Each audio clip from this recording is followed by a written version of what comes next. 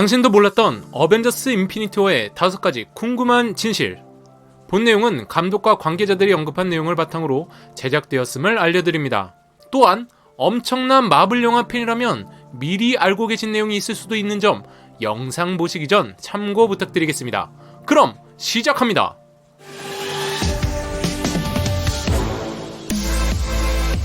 첫 번째 의문, 타노스는 왜 인피니티 워에 이르러서야 직접 움직였을까?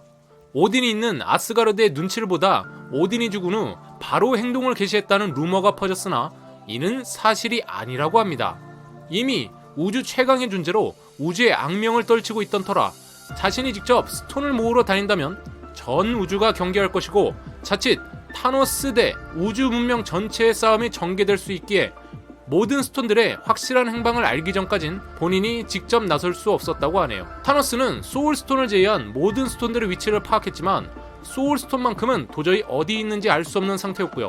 로키나 로난 같은 하수인들을 이용해 스톤을 모을 수밖에 없는 상황이었습니다. 가오갤 2편을 보셨다면 네뷸라가 가모라한테 소울스톤의 위치를 알고 있다 말해준 뒤 네뷸라는 타노스를 암살하러 가고 라그나로크 역시 비슷한 시점에서 발발했기 때문에 라그나로크 직후 네뷸라로 인해 소울스톤 위치를 알게 된 타노스가 속전속결로 스톤들을 수집하려고 직접 나서게 된 것입니다. 아스가르드의 보호하에 있는 니다벨리르 난장이들을 학살하고 파워스톤과 건틀렛을 얻은 후 곧장 아스가르드로 향한 것을 봤을 때 오딘과 아스가르드의 눈치를 봤다고 하기 어렵습니다. 이 당시 타노스는 오딘의 죽음을 모르고 있었다고 하네요. 왜 파워스톤을 먼저 취득한 후 아스가르드를 침공했냐는 의문에는 파워스톤이 전투에 가장 특화된 스톤이기도 하고 아스가르드 역시 스페이스 스톤을 보유하고 있으며 자신에게 대항할 만한 강자들이 존재한다고 판단해 타노스도 그에 맞춰 대비를 했다고 볼 수 있습니다. 두 번째, 타노스는 왜 갑옷을 벗고 움직였을까?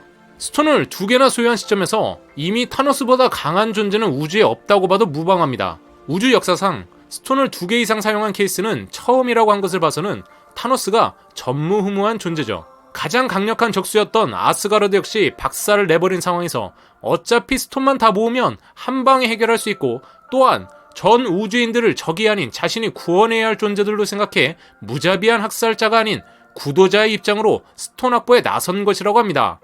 여기서 구도자란 불교 용어로서 깨달음을 구하는 자, 깨달음을 구하려는 마음을 일으킨 자를 뜻합니다.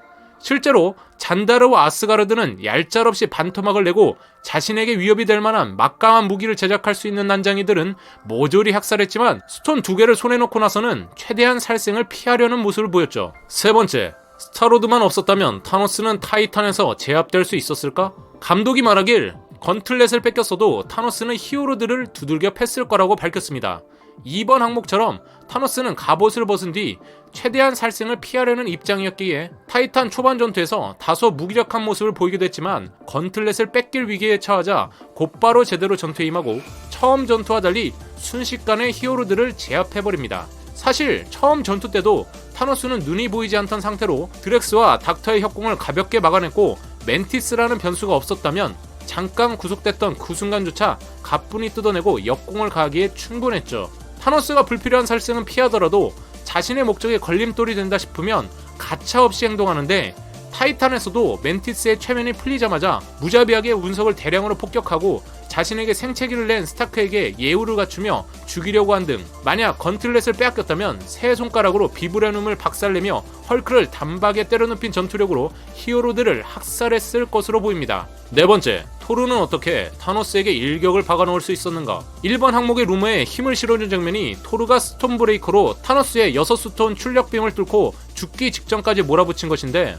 에이트리가 만들어준 스톤 브레이커는 아스가르드 역대 최강의 무기인과 동시에 자신이 만든 건틀렛의 출력을 상쇄시킬 수 있는 능력이 깃들어 있다고 합니다. 즉, 스톤 브레이커를 든 토르는 라그나로크 때의 각성 상태보다 더욱 강력한 힘을 발휘하는 것은 물론 스톤 브레이커가 인피니티 건틀렛의 카운터로 작용해 기습 공격에 성공할 수 있었던 것입니다. 이건 역시 기술적으로 공격했기에 가능했던 것으로 스톤 브레이커가 건틀렛의 파워 출력은 상쇄시킬 수 있지만 스톤 고유의 능력까지 상쇄시킬 수 있는지는 미지수입니다. 다섯 번째, 캡틴은 어떻게 타노스의 괴력을 버텨낼 수 있었을까? 슬로우 모션이 들어가 있기에 꽤 오래 막아세운 것 같지만 실질적으로 1초 남짓한 짧은 시간이었고 그마저도 타노스가 캡틴의 의지에 감명해 즐기고 있었다고 합니다. 공식 설정으로 캡틴의 의지는 타노스와 동급이기에 한없이 미약한 존재이지만 자신과 맞설 수 있는 의지를 보인 캡틴을 타노스는 마음에 들어있고 할 수 있다면 블랙오드로 영입했을 거라고 하네요.